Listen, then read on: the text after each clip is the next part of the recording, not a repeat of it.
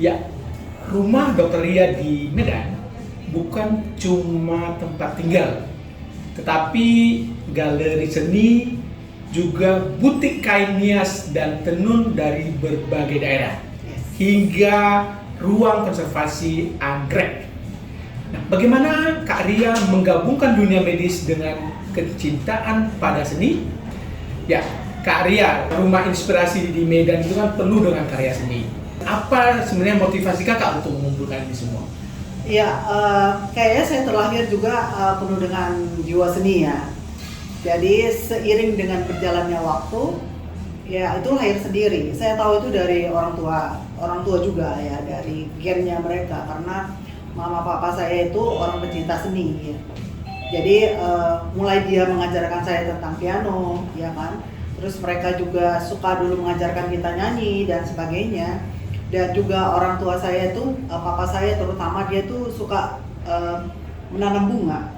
Jadi bertanam bunga, terus dia ada dulu bougainville, saya ingat banget itu bougainville yang warnanya kuning, merah itu dia kawinkan sendiri gitu ya, jadi berwarna-warna.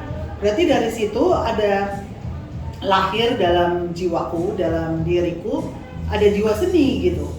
Nah, itu juga terlihat dengan lahir aja apa adanya, kok saya suka gitu ya, suka tenun ya. Kemana saya pergi misalnya dalam pekerjaan, saya melihat tenunnya, saya melihat penenunnya dan kehidupan mereka, dan kok bisa ya mereka itu membuatkan jalinan benang menjadi satu tenun yang hebat gitu. Itu kan mempunyai proses. Jadi misalnya saya mencintai tenun itu bukan karena sekedar dia melihat bagus, bukan. Sebenarnya saya mencintai proses yang dilakukan oleh orang-orang yang membuatkan tenun itu menjadi bagus. Itu pekerjaannya bisa sampai 6 bulan, bisa 1 tahun.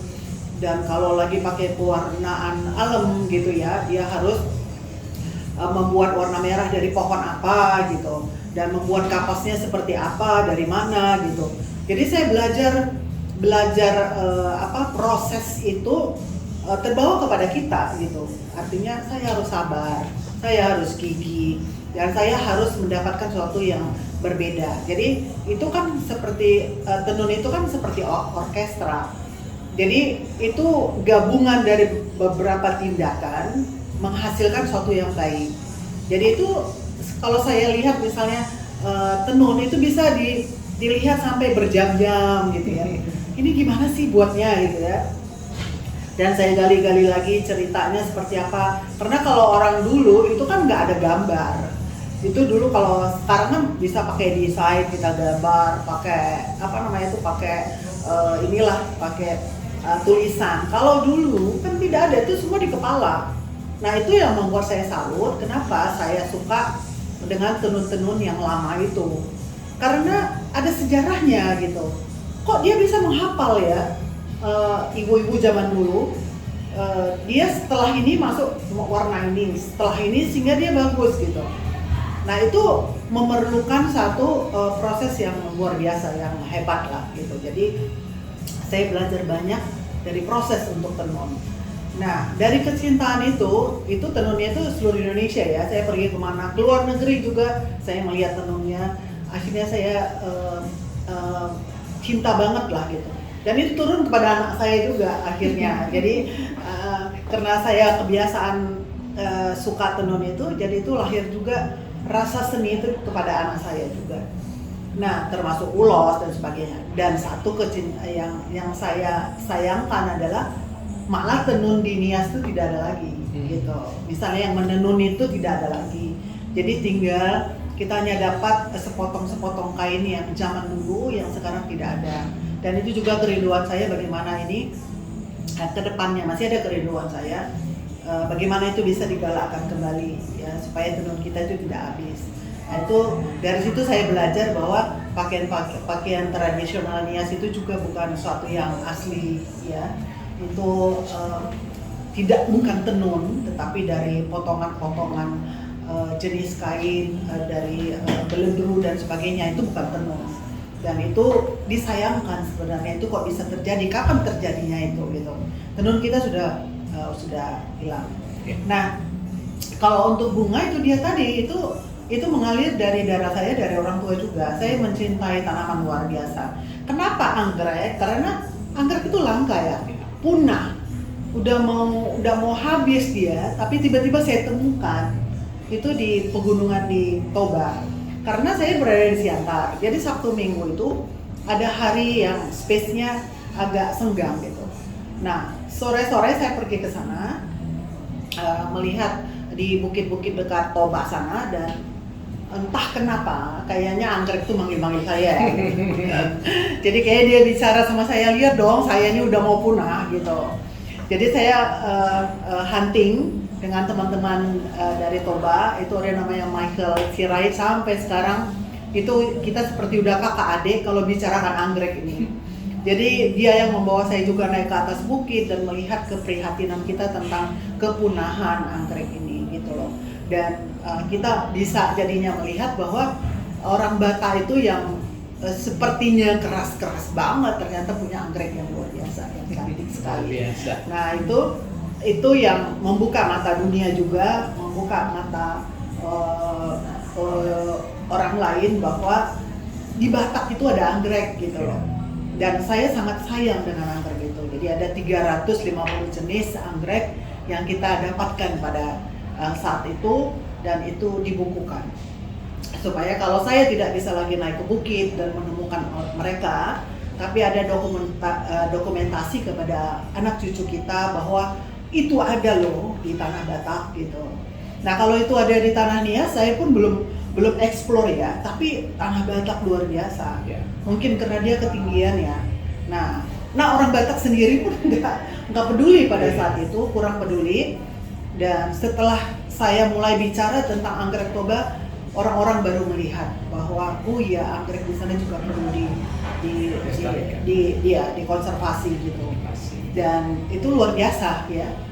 Satu hal yang kayaknya Tuhan izinkan saya juga mengeksplor itu karena saya berada di Siantar kan. Jadi semua itu apa namanya ya? Berkelindan ya? Iya. Jadi kenapa kamu sampai ke Toba? Karena kamu di Siantar gitu. Jadi Tuhan itu mengatur hidup kita karena ada sesuatu di sana yang akan diperkenalkannya kemudian, yang akan berguna untuk masyarakat gitu. Itu lihat kalau cerita tentang itu ya.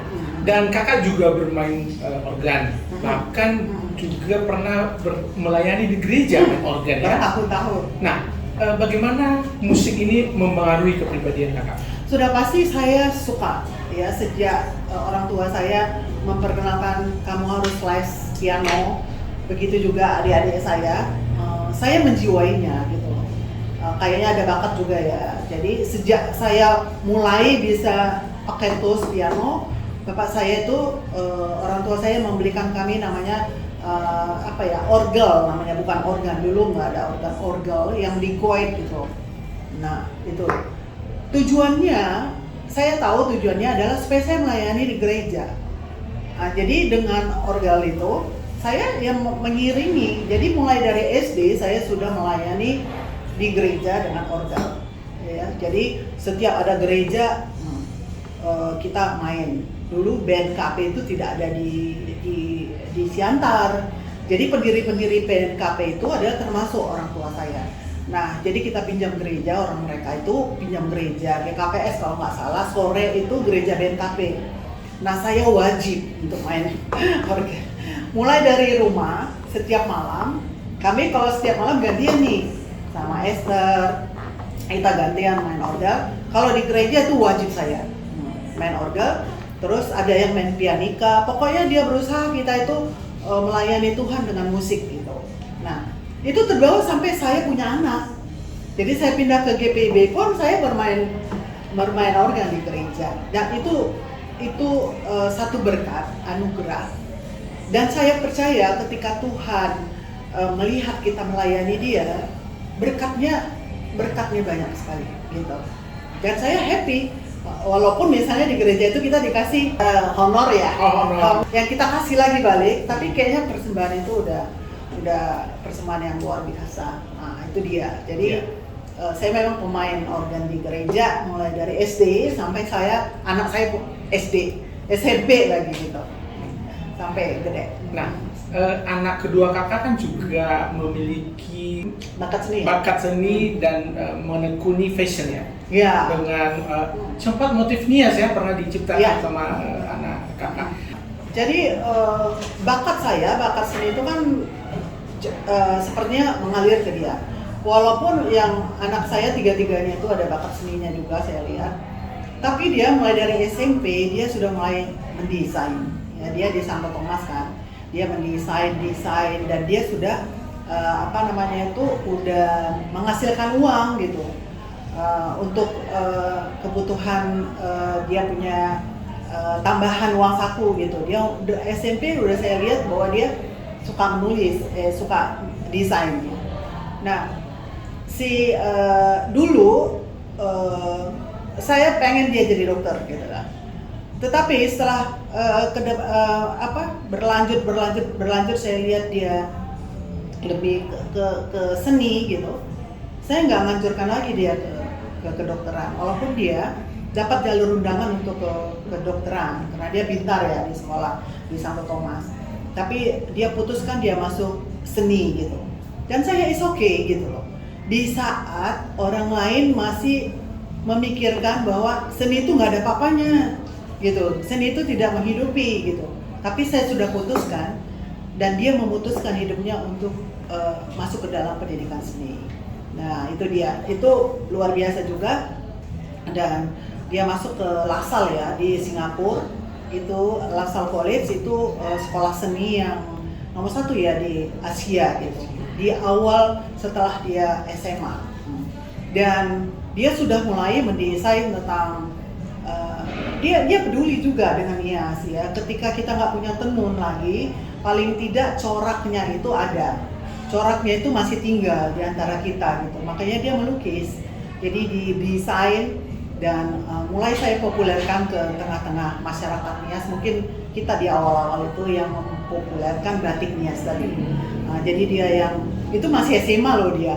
Dia udah mendesain itu dan beberapa desain-desain yang sekarang itu juga mungkin melihat referensinya itu dulu. Tapi dia loh itu masih SMA pada saat itu.